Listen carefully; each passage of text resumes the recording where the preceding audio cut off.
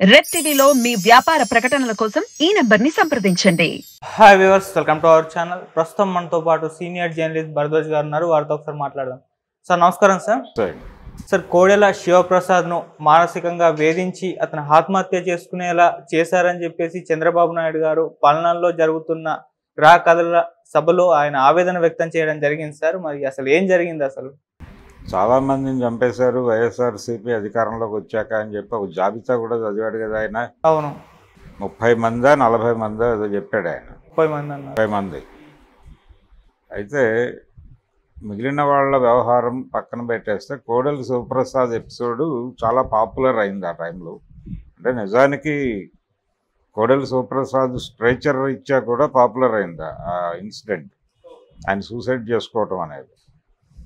అంటే చాలా గంభీరంగా ఉండేవాడు, పెద్ద మనిషి మాత్రమే కాదు, ఆయన చాలా పాపులర్ డాక్టరు, సర్జను. నర్సరావుపేటలో ఆయనకు అద్భుతమైన ప్రాక్టీస్ ఉండేది.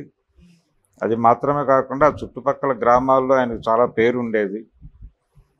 ఆయన అంటే ఫీజు ఎంత ఇస్తే అంత తీసుకుంటాడు, రీజనబుల్గా వైద్యం చేస్తాడు, వచ్చిన వాళ్ళకి ఏదైనా ఇబ్బంది ఉన్నా కానీ ఆదుకుంటాడు, ఇలాంటి పేరు కూడా ఉంది ఆయన. ముఖ్యంగా నరసరావుపేట దగ్గరలో రావిపాడు ఇలాంటి గ్రామాల్లో దళిత వాడలు చాలా ఎక్కువ ఉన్నాయి. అక్కడ ఈయనకి చాలామంది అభిమానులు ఉన్నారు. ఈయన తెలుగుదేశం పార్టీలో చేరాడని చెప్పి వాళ్ళు కూడా తెలుగుదేశం పార్టీ వైపు ప్రయాణం ప్రారంభించారు.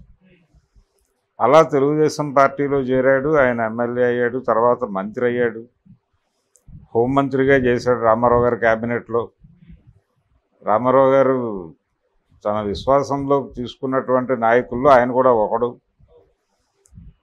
కోడెల శివప్రసాద్ హోంమంత్రిగా ఉండగానే వంగవీటి మోహన్ రంగా ఎపిసోడ్ జరగటం, విజయవాడ పోలీస్ మీట్ సందర్భంగా వాళ్ళిద్దరూ పరస్పరం ఘర్షణ పడటం, ఆ తర్వాత రంగా హత్య కేసులో కూడా ఈయన పేరు ప్రముఖంగా వినిపించటం, ఇలా జరిగింది. అయితే పల్నాటి పులి అని ఆయనకు ఒక టైటిల్ ఉండేది.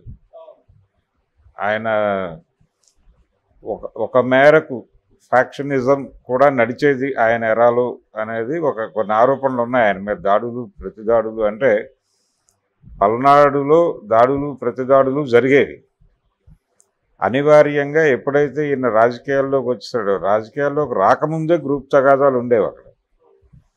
ఆ గ్రూప్ తగాదాల్లో ఈయన అనివార్యంగా తనని తాను నిలబెట్టుకోవడం కోసం యుద్ధం చేయాల్సి వచ్చేది. ఆ యుద్ధంలో ఆయన దగ్గర బాంబులు దొరికాయని కేసులు నమోదైనాయి.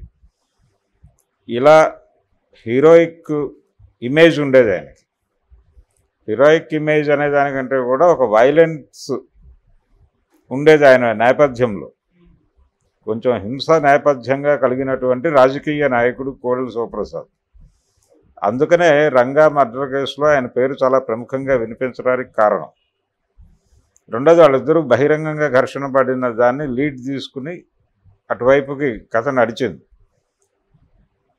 అలా అంటే చంద్రబాబు నాయుడుకి కూడా సంబంధం ఉంది అందులో. చంద్రబాబు నాయుడుకి చాలా సన్నిహితంగా ఉండటం మాత్రమే కాదు, చంద్రబాబు నాయుడు కోసం చాలా పనులు చేశాడు కోడెల శివప్రసాద్ అనే అభిప్రాయం కూడా చాలామందికి ఉంది. చంద్రబాబు కోసమే ఆయన రామారావుని ఎదిరించటం, ఇవన్నీ ఈ ప్రాసెస్లో ఆయన చంద్రబాబు నాయుడు క్యాబినెట్లో ఆయన అంటే రాష్ట్ర విభజన అనంతరం 2014 ఎన్నికల్లో గెలిచి ముఖ్యమంత్రి అయ్యాడు చంద్రబాబు గారు. ముఖ్యమంత్రి అయిన సందర్భంగా ఈయన్ని స్పీకర్ని చేశారు.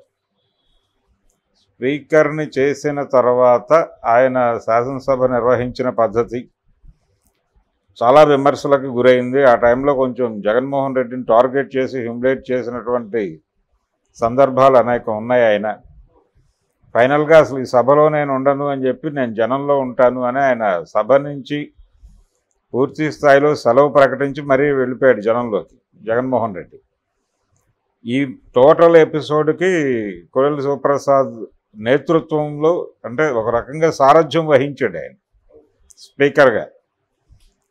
స్పీకరు రాజకీయ అభిప్రాయాలతో వ్యవహరించకూడదు అనే ఒక మాట ఉన్నప్పటికీ, సాంప్రదాయం ఉన్నప్పటికీ, సాంప్రదాయం మాత్రమే కదా అది రూల్ కూడా, కానీ మన స్పీకర్లు అందరూ పొలిటికల్ లైన్తోనే వ్యవహరించడం మనం చూస్తూనే ఉన్నాం. ఆయనే కాదు, తర్వాత వచ్చినటువంటి స్పీకర్ కూడా పొలిటికల్ లైన్తోనే వ్యవహరించడం మనం చూస్తూనే ఉన్నాం. ఇప్పుడు కూడా అన్ని చోట్ల ఉంది అది, అక్కడే కాదు, ఆంధ్రప్రదేశ్లో మాత్రమే కాదు, అన్ని చోట్ల అదే కల్చర్ నడుస్తుంది. ఈ పరిస్థితుల్లో కోడెల శివప్రసాద్ ఎప్పుడైతే 19 ఎన్నికల్లో ప్రభుత్వం మారిందో, జగన్మోహన్ రెడ్డి అధికారంలోకి వచ్చాడు, ఈయన అంటే ప్రభుత్వానికి సంబంధించినటువంటి ఫర్నిచర్ కొంత ఈయన అంటే ఆఫీస్ ఎస్టాబ్లిష్మెంట్ కోసం కావచ్చు, ఇది ఈయన ఇంట్లో పెట్టారు. ఈ ఫర్నిచర్ వెనక్కి ఇవ్వటం లేదు అనేది ఒక ఎలిగేషన్. దాని మీద సెటైర్లు వేయటం, కోడెల ఫర్నిచర్ షాపులో వెళ్ళి అక్కడ ప్రభుత్వం తాలూకా ఫర్నిచర్ అంతా అమ్మకానికి ఉంది, ఇలాంటి రకరకాల జోకులు అవి సర్క్యులేట్ అయినాయి ఆ టైంలో. ఆయనకు నోటీసులు పంపటము, దాన్ని కొంచెం రగడ చేశారు జగన్మోహన్ రెడ్డి గారి ప్రభుత్వం ప్రారంభ దినాల్లో. అంటే ప్రజావేదిక కూల్చివేసిన తర్వాత మొదటి స్టెప్ అది. జగన్మోహన్ రెడ్డి గారు అధికారంలోకి రాగానే, అంటే గెలుస్తున్నాను అనగానే ఆయన నిద్రపోలేదు. అయిపోయింది, మనం సక్సెస్ అయిపోయామని ప్రశాంతంగా నిద్రపోవాలి కదా, ఆయన నిద్రపోకుండా ఇమ్మీడియట్గా తీసుకున్న స్టెప్ ప్రజావేదిక కోల్చడం. చంద్రబాబు ఇంటి ముందు ప్రజావేదిక కోల్చడం ద్వారా ఒక నేను రంగంలో ఉన్నాను, మీతో యుద్ధం చేయబోతున్నాను అని ఒక సిగ్నల్ ఇచ్చేశాడు. ఈ ప్రాసెస్లోనే కోడెల శివప్రసాద్ టార్గెట్ అయ్యాడు. అందరినీ టార్గెట్ చేశారు ఆ టైంలో. ఈయన టార్గెట్ అయ్యాడు. ప్రజావేదిక కూల్చిన రోజు చంద్రబాబు నాయుడు ఉంటున్నటువంటి ఇల్లు, ఆ మొత్తం కర్రకట్ట మీద ఉన్నటువంటి ఇల్లు, ఇవన్నీ కూడా అక్రమ కట్టడాలని ప్రకటన వచ్చింది. ఇవన్నీ కూలగొట్టేయాలన్నారు. దానిలో మంతెన ఆశ్రమం ఉంది అదే లైన్లో. ఇప్పటికీ ఏమీ తీలా, అన్నీ ఉన్నాయి యాజ్ ఇట్ ఈజ్గా, అన్నీ నడుస్తున్నాయి. కానీ ఆ రోజున ప్రజావేదిక కూల్చిన రోజు మాత్రం ఒక హడావిడి జరిగినమాట వాస్తవం. అదే పద్ధతిలో కోడెల మీద కూడా విమర్శలు మొదలైనవి. ఆయన మీద సెటైరికల్గా దాడులు జరిగినాయి. ట్రాల్ అయ్యాడు ఆయన విపరీతంగా. ఈ ట్రాలింగ్ ఇది జరుగుతున్న టైంలోనే ఆయన ఆత్మహత్య చేసుకున్నాడు. ఈ ఆత్మహత్యకు కారణం ఈ ట్రాలే. ఆయన అంతటి మనిషి, అంటే సముద్రాలు ఈదినవాడు పిల్లకాలంలో పడి చనిపోయినట్టు అనే పద్ధతిలో కూడా మాట్లాడారు వ్యాఖ్యానాలు ఆయన మరణానంతరం. ఇలాంటివి జరుగుతూ ఉంటాయి జీవితాల్లో ఎలాగా అని చెప్పి చాలామంది మాట్లాడారు. కానీ ఇక్కడ ప్రపంచానికి ఆ రోజున సర్క్యులేషన్లో ఉన్న వ్యవహారమే ఇప్పుడు చంద్రబాబు నాయుడు మాట్లాడటం. కాంటెక్స్ట్లో చూస్తే దాన్ని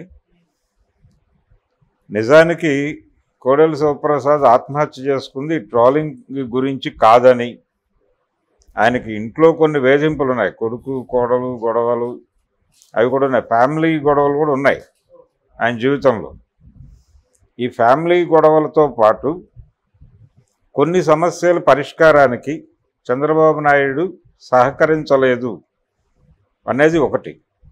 రెండోది, ట్రాలింగ్ జరుగుతున్న టైంలో వైసీపీ నుంచి కొంచెం హ్యూమిలేట్ చేస్తూ దాడులు జరుగుతున్న సందర్భంలో చంద్రబాబు నాయుడు కోడెల శివప్రసాద్ని ఆదుకోవడానికి ఏ రకమైనటువంటి మాట సాయం కూడా చేయనటువంటి పరిస్థితి. పట్టించుకోలేదు, సైలెంట్ అయిపోయాడు, పక్కకి జరిగాడు. ఇది ఆయన తీవ్రంగా మనస్తాపానికి గురి చేసింది. అందుకు ఆత్మహత్య చేసుకున్నాడు అనేది. అంటే మనకు ఒక పాత సామెత ఉంది, అత్తగారు కొట్టినందుకు కాదు తోడికోడలు దెప్పినందుకు అని.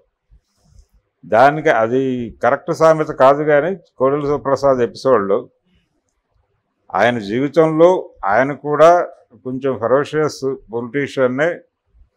ఆయన చేతుల మీదుగా జరిగిన కొన్ని హత్యాకాండ అవి ఉన్నాయి ఆ ఏరియాలో. ఇప్పుడు ఆ ఏరియాకి వెళ్ళి చెప్తే రెండు వైపులా చెప్తారు. అక్కడ రెడ్డి సామాజిక వర్గం బలంగానే ఉంది, కమ్మ సామాజిక వర్గానికి ఒక రకంగా ఈయన ఒక టైంలో నాయకత్వం వహించాడు.